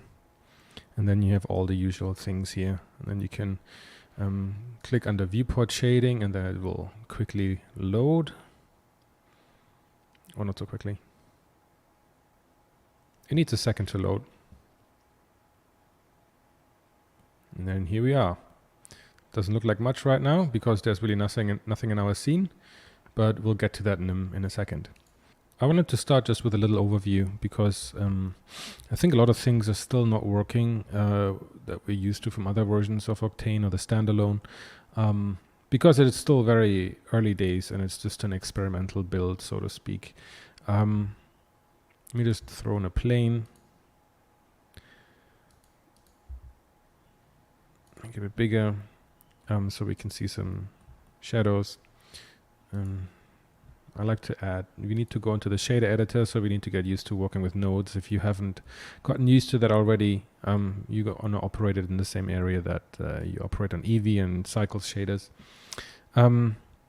So once we selected our render engine Octane here, we have a lot of the usual settings, kernel type and all sorts of stuff here. We can adjust everything. It's kind of squeezed in down there. It's a bit hard to find, but it's okay.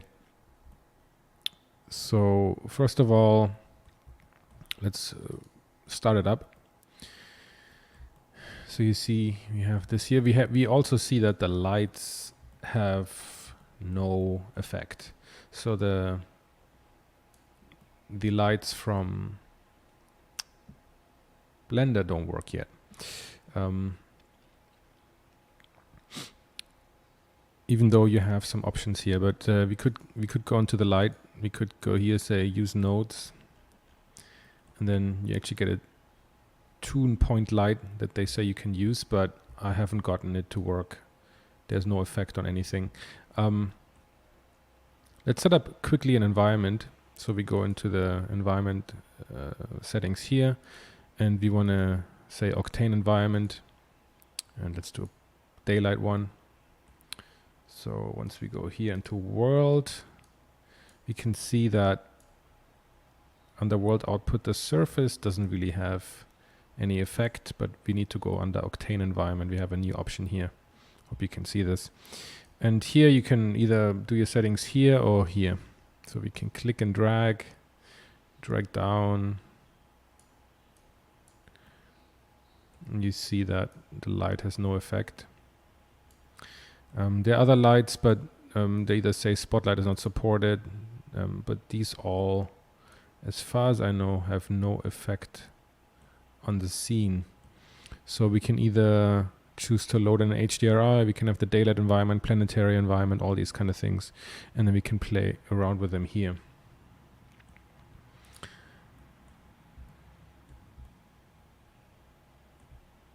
You can also, we can set up materials for our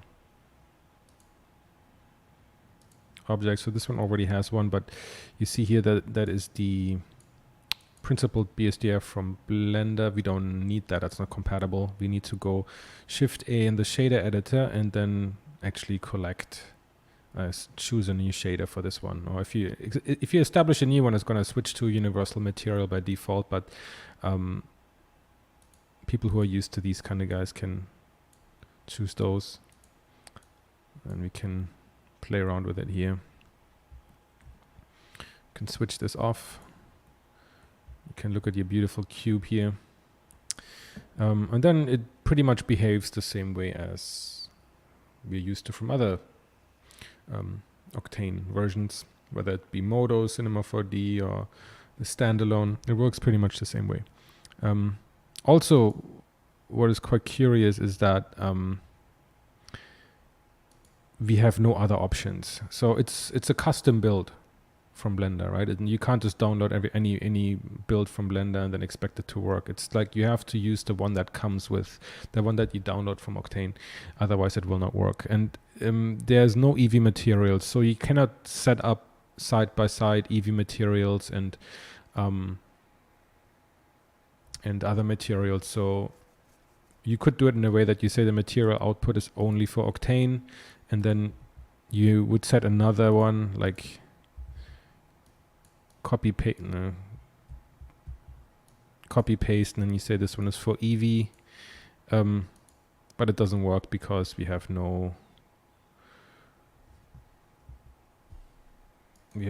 shaders.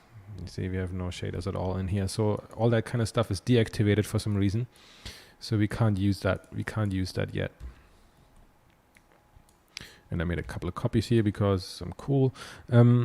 So yeah, so if you download this version, you pretty much only have Octane as a render option. Even if we go in here and say we want to do Eevee, it's here, but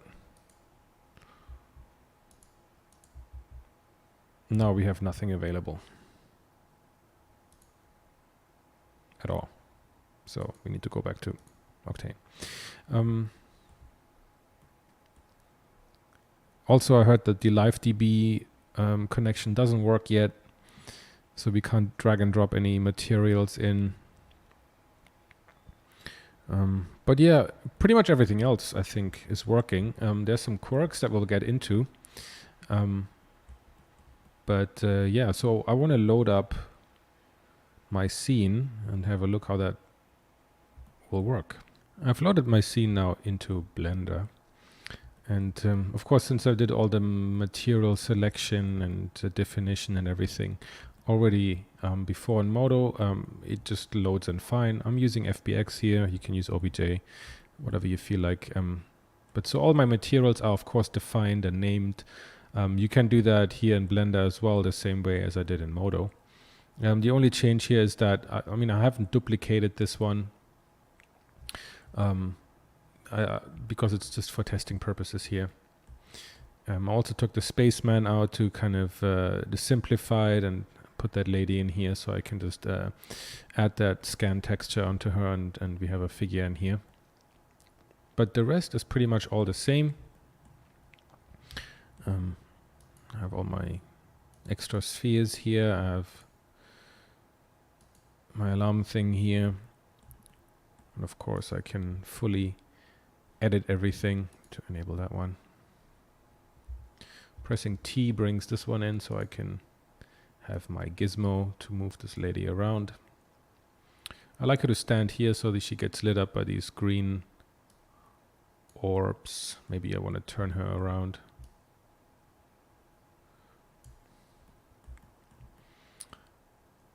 And you can already see I already set up the shaders, and then I can walk you through it.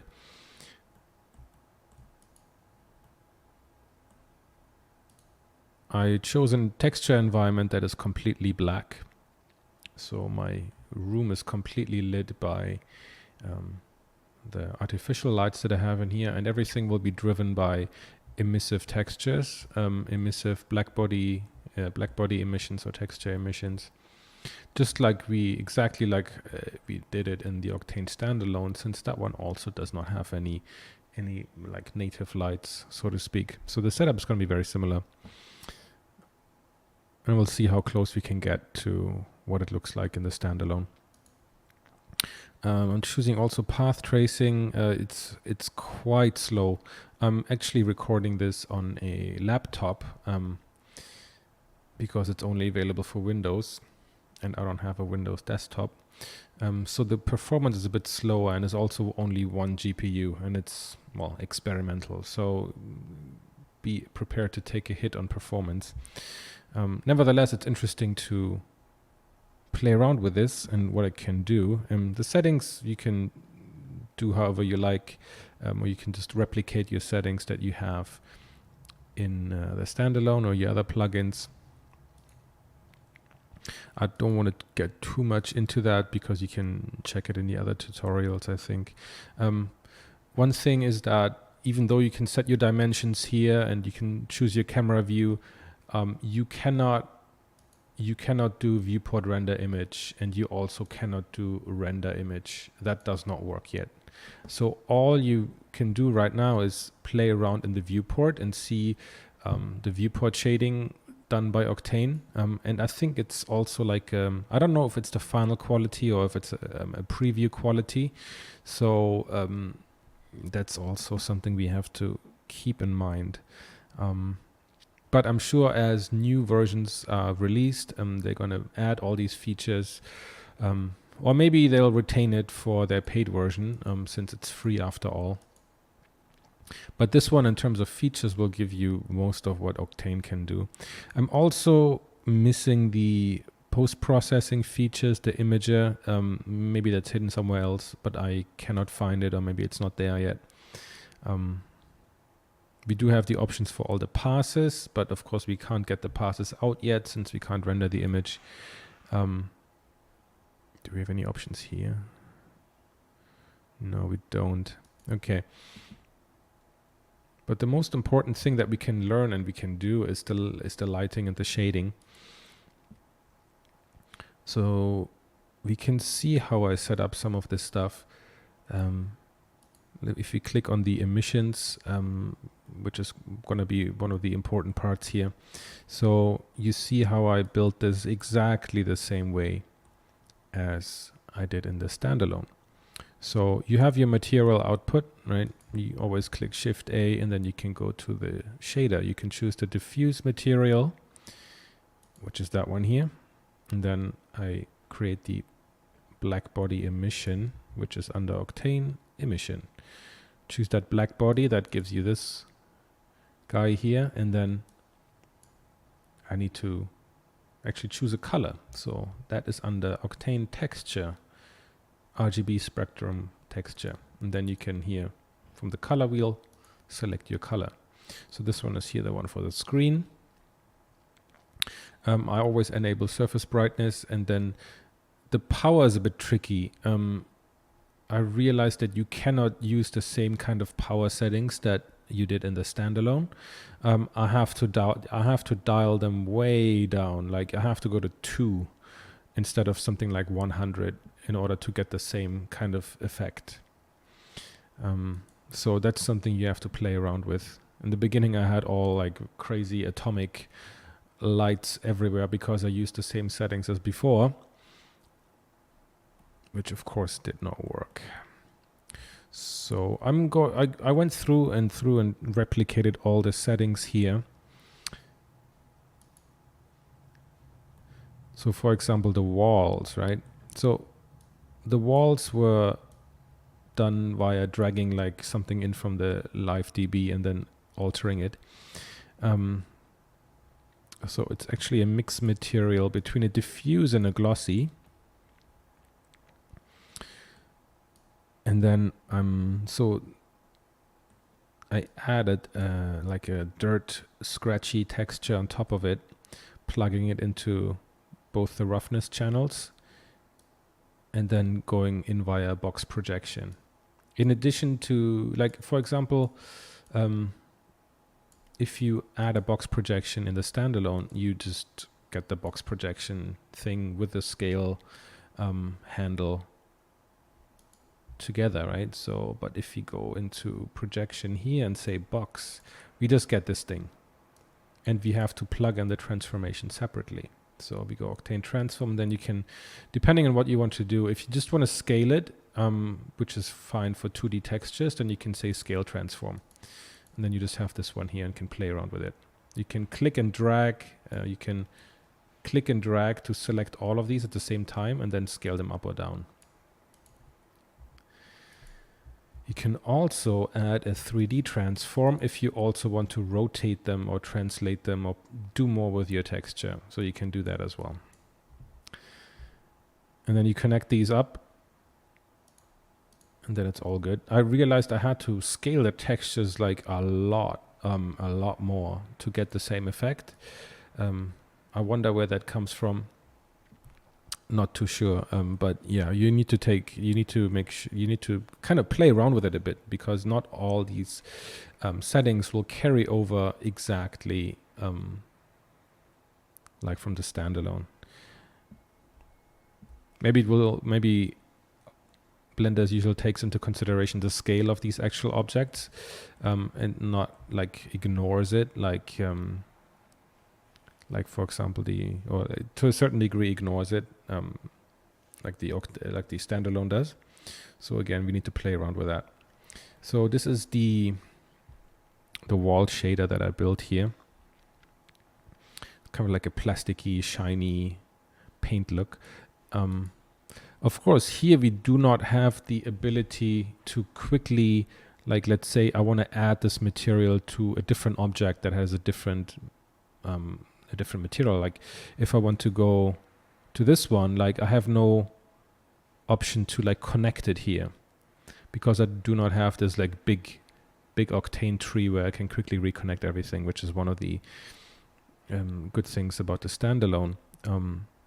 So what I would have to do is like you have to actually like drag a box here, a rectangle, and then Control C, and then go into the other shader, and then Control V, which is still pretty fast. But the thing is, if you make the changes, like if I make the changes here, and I want the other material also to update, then I can't do that.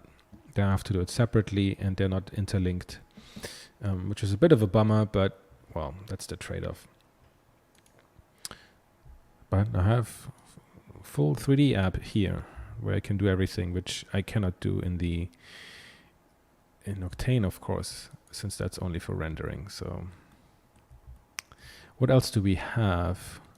So you can see if once I click on one of these, because I have multiple materials on this mesh, I can click through these and see what I have. I deactivated this light here that you know from before.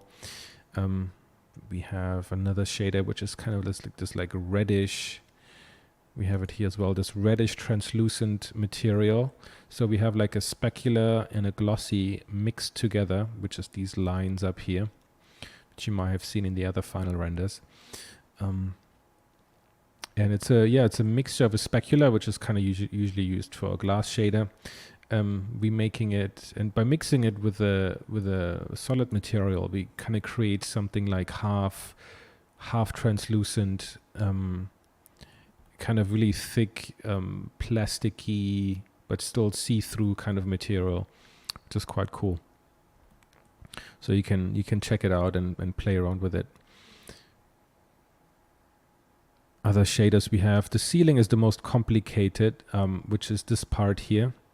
It actually only occupies a small part here, but I used that one for also the other shader to create this like greenish, yellowish breakup patterns. I didn't recreate the entire thing in Blender, but just I wanted to get only one lighting scenario to see how it all works together here. So that's a bit more tricky but I could rebuild it. It is a bit tricky, but I could rebuild it. So it's a mix of a diffuse and glossy with like some dirt textures in the roughness channel, and some additional pattern in the normal channel to give me a bit of a bump. Again, each has its own box projection and 3D transform, so I can rotate and scale it. And then the amount is driven by a mixed texture of two images.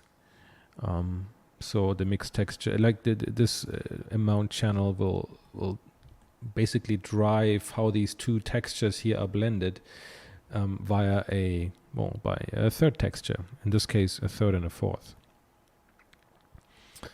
to give different kind of, like, you can see that this texture will decide whether something is diffuse or something is glossy. That's basically how it works. It's the same way that I've built the shader in the Octane Standalone. What else do we have here? So here we have again the walls material, the alarm, which is just a simple red emission, very low brightness, very low power. We have the white little lights, also very, very low power. The pipes are like, I used a metal material and added some scratches in the roughness channel and dialed the specular way down so it's not like completely reflective, shiny. The metal material is very helpful for these kind of things. I'm trying to see what else we still have. Yeah, there's like a plasticky material that I recreated. Again, it was based on something I dragged out of the LiveDB and just like slightly manipulated the settings. So it's a diffuse and glossy mix again between a darker diffuse and a somewhat grayish glossy material to get more like subtle effects. And I think this one is the same one. I just copy and pasted it. It wasn't so important for this one to get different ones. We can, for example, change it a little bit by making it a bit brighter by changing the diffuse channel, and also making this less rough or more rough, to be precise. so it's less shiny. Let me show you a little bit on how this works here, and it's a bit slow though, so please be prepared for that. It's not the fastest, especially with all the lights enabled.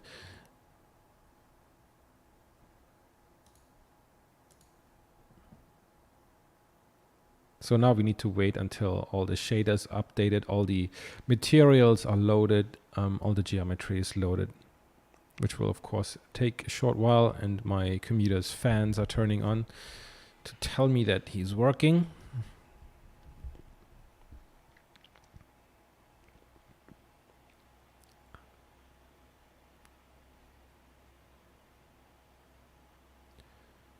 So here it says sending all these things to the server. What exactly the server is doing, I'm not too sure. Maybe we can ask an expert there. So you can see it takes a while. It is quite slow. Even the standalone was a fair bit slower on 2 GPUs with all these interior lights and reflections, and yeah, I went a bit crazy with all the reflections. So yeah, then he has to work a lot to get this done.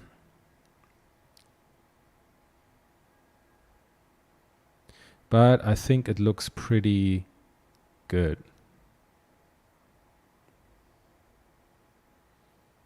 I didn't dare put any volumetrics in there because I think then it would have just died.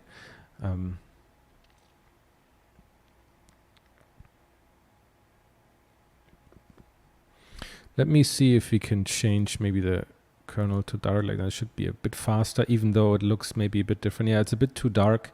So one of the big differences in how this also looks is that direct lighting seems to be just in general a little bit darker. So you need to bump up all those materials. Sorry, the emissions, you need to bump them up quite a bit.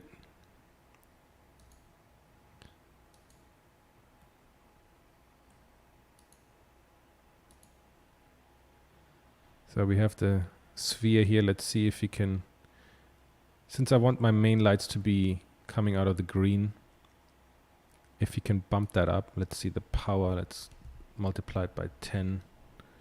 Yeah, okay. So this is getting a bit brighter here. So that's pretty cool. I mean, I would usually choose path tracing for the final render, since the quality overall is, I think, a bit more refined. But I think for the demo purposes here, we can totally leave that. The thing is now that we might have to change all lighting to a bit brighter. Otherwise, we're not going to see anything. We're not going to see all these different lights that I've made everywhere. I mean, the alarm light we can see. But I think it's pretty successful that with mostly the same settings, or like 95% of the same settings, I do really get a very similar or almost equal result to the standalone. And it's really cool to have this complete setup here in Blender. And did I mention it's free? I mean, that's pretty amazing. I think there needs to be some testing done maybe to see how you can get the same quality, the same setup, if you can get that, and how it would look like in EV and cycles, and how that would overall compare to each other, and if Octane would be a lot faster.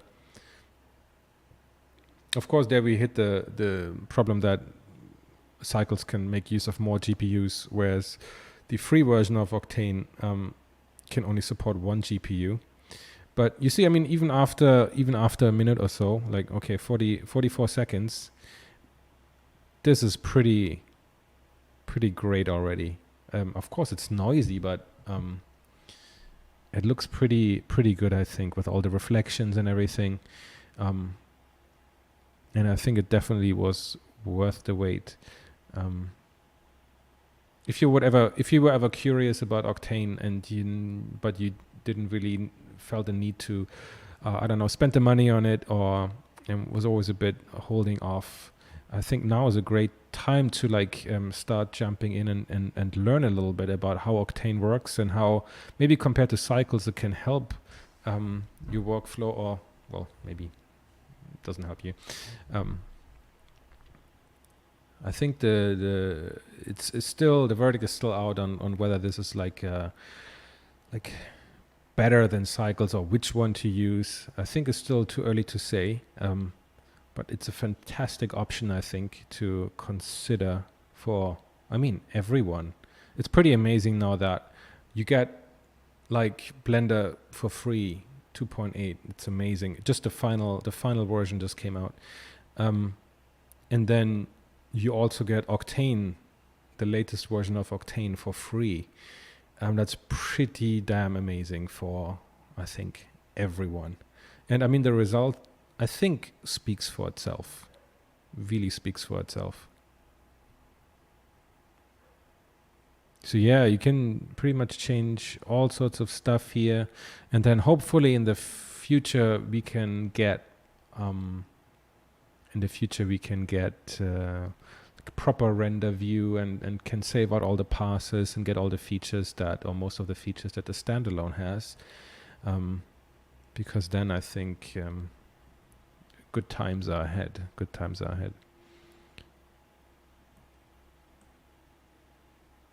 So yeah, I give you the setup to play with in this tutorial, of course minus some of the kit bash parts, because I'm not allowed to give these away as part of a package I'm selling. But I mean, 95% of the corridor will be like that. And then you can drop in your own figures and you can play around with all the setup. The blend file will be included, so you can play around with all the textures and material setups and create your own corridors out of either these parts, or make different parts, make your own, design your own. So yeah, that's it for this time, and I hope you're gonna really have fun with this. I think it's a great new solution for everybody to play with, and see you guys next time.